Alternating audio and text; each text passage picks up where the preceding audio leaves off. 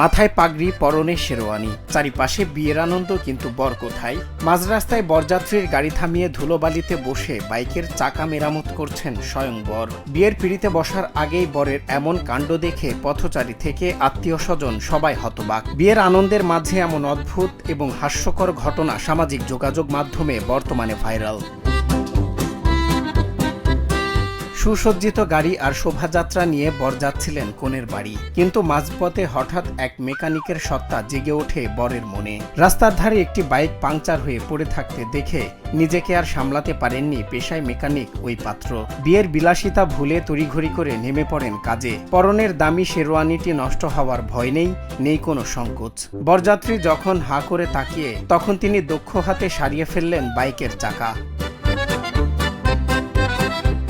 একদিকে যেমন এই ভিডিও দেখে নেটিজেনদের হাসির রোল উঠেছে, অন্যদিকে ফুটে উঠেছে এক অন্যরকম ইমোশন বা আবেগ।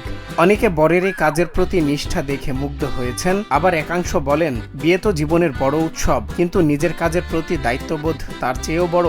শেরওয়ানি গায়ে মেকানিক বরের এমন কাজ দেখে প্রশংসা করছেন অনেকেও। জানা যায় ঘটনাটি ভারতে হাজনাজ রুরি হ্যায় নামের একটি আইডি থেকে এক্সে পোস্ট করতেই মুহূর্তে তা ভাইরাল হয়ে যায়। এতে অনেকে মজা করে লিখেছেন, বউয়ের আগে বাইককে বেশি ভালোবাসেন এই বর। আবার কেউ আবেগপ্রবণ হয়ে মন্তব্য করেছেন, কাজের প্রতি যার এতটা সম্মান, তিনি নিশ্চিতভাবেই তার সংসারকেও খুব আগলে রাখবেন। অবশেষে পাংচার ঠিক করে হাসি মুখে আবারও বিয়ের উদ্দেশ্যে যাত্রা করেন সেই মেকানিক পাত্র।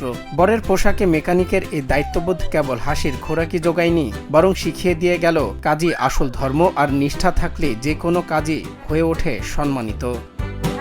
সজল বিশ্বাস, বাংলা টিভি।